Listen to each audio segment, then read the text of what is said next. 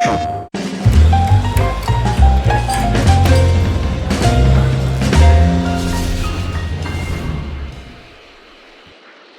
everyone. Welcome to a new episode of PlayStation Underground. I'm your host, Brett, and I'm joined by Marco Rizzo, Marketing Manager for Dragon Ball Z Kakarot. Hello, everybody. It's a great pleasure to be here today. Hi, and I'm also joined by Tim. Hello, Tim. Hey there. Hi. And today we're looking at new footage for the upcoming DLC for Dragon Ball Z Kakarot, the DLC Bardock Alone Against Fate. So, Marco, tell us about what we're going to see today. Yeah, so today we're going to have this new footage that will show us a little bit of exploration of Planet Vegeta, which is one of the locations that players can explore into the DLC, but also to have a look at a sub-quest that will show us a typical slice of life from the Planet Vegeta, where the Saiyans come from, that we don't really get to experience neither in the main game, and we don't get to see a lot into the original anime. Yeah, it's been really exciting to see all the DLC additions over the last couple of years. I finished Kakarot a couple of years ago. Really fun story, great way to experience the story of Dragon Ball, and of course the DLC just expands on that story. And here with the Bardock timeline, we get to see a bit of what happened before a lot of the main events that a lot of fans are familiar with. So it's pretty cool. Yeah, I completely agree, especially because Kakarot the main game has the special emphasis to reproduce faithfully all the famous scenes from the anime, right? Mm-hmm. So it's really going to be an experience that the core fans will really appreciate, I feel. Great. Let's get into some new footage. Let's go. All right, so we're going to jump into a side quest here. And as with DBZ Kakarot, the main game, it does recount the main story and a lot of the key moments, and we don't want to get into spoilers and where the story with Bardock goes and involving Frieza and everything, but we do want to show you a little bit of sample gameplay of one of the sub-quests. Yeah, exactly. So the background for this sub-quest is as we're meeting this character called Spinny that essentially is trying to attract the attention of Fasha, which is one of the members of the team that works with Bardock. And essentially Spinny is concerned that since he might not be strong enough to attract the attention of Fasha, so he's asking Bardock to fight him, to either train him or just make him stronger. So you can tell this is connected to something that I said before, that it kind of shows this light of life that you don't see a lot. Yeah. And this is interesting to me because I would say if my DBZ knowledge was like subscribed to power level, it's probably more like negative 9,000. But this kind of like insight is cool to see the world. Yeah, indeed. I think that, like I said before, some parts of the DLC reproduce the story as it's originally written in the anime, right? And some other, like these ones, have been specifically created for the game to just give this sense of better immersion for the player, where you can decide to go through the main quest as if to relive the TV special, but also to just experience these kind of side episodes that you would not otherwise experience. Yeah, and it's reminding me now because it's been a minute since I played through Kakarot, but I loved the combat in this game, and yeah, having any excuse to dive back into the battles in this, even for like moments like this, like you said, the slice of life things, to just get in a game that looks like I'm playing an anime, all the sound effects that you recognize, so many cool like stacking abilities that you get, and even remembering like pounding people into the ground, following up. And like closing the distance between them, like it was super fun. So it's so much fun to watch and play. Yeah, I completely agree. And you can also get to do these very typical attacks that we see right now, where it's the consecutive energy blaster, like one of the signature things, or the signature attack that happens in Dragon Ball. And the game really allows you to do them in a very, let's say, intuitive way.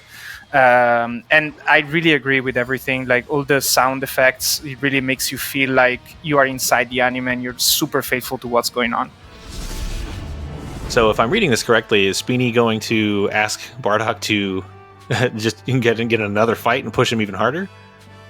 Yeah, that's correct. In true Saiyan spirit, with the idea to get stronger with that. So Spinny has a clear objective here.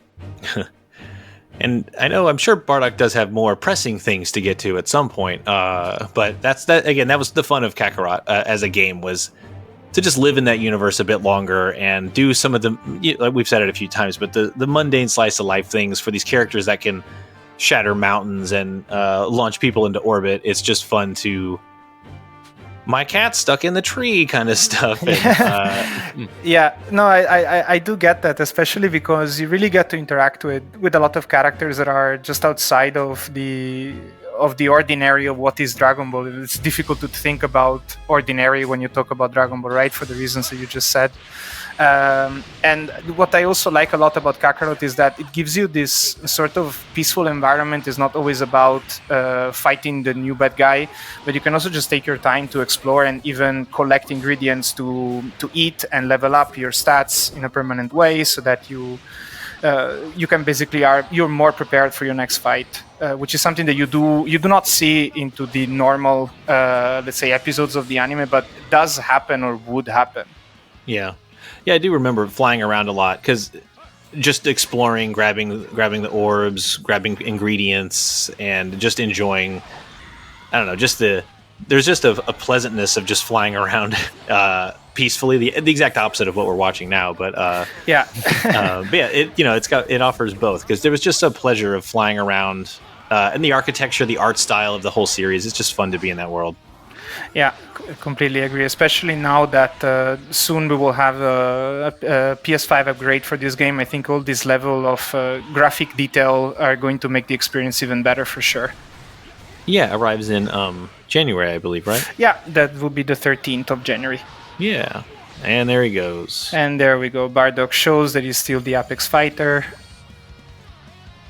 And here on the left, you see that you got some reward, which are orbs that allow you to basically be spent for leveling up your skill. And here Spinny gets what he wanted, which is being pummeled on the edge of oblivion, to quote him. And Fasha indeed comes back as his main objective on why he's going through so much pain. Love at first sight. Yeah, it's a cool story. Bardock's whole tale. It's really fun. So seeing it get the like DBZ Kakarot treatment is really cool. Yeah, absolutely. Especially because indeed there is a lot of emphasis into this game for replicating the famous scene, right? And I really think that this DLC gets the job done in that sense. Are we on our way to learn about Fasha's side of the story? Then? Yes, exactly. And here, while we're flying over the Frieza Force base, which is one of the locations that you can experience in this DLC alone, you see in the top right corner, all these blue icons are actually other subquests that you can take. So this is just one of the many that were added to add this kind of alternative routes that the players can take to experience the Dragon Ball world. All right, let's see what she's got to say. Yeah, we will soon know. And the dear Bardock is just going to tell us how was the experience of the from his side of the situation. So I beat this guy up. Seems cool. Yeah. Yeah. Yeah, it is rare to see so many Saiyans just sitting around chatting. Yeah, just indeed. No, I really like this angle, because even though if you think that the very, very first villain of the main game, so not the DLCs, is the brother of Goku, which is another Saiyan, right? People get very scared and very, how do you say, they're really astonished by the fact that there is another Saiyan like Goku, and afterwards there's Vegeta and Nappa, right? So other two Saiyans, just to reinforce that. And here, no, you're just walking among them, and it's perfectly normal. And this is also one of the beauties of the fact that this is getting brought to a DLC and a video game.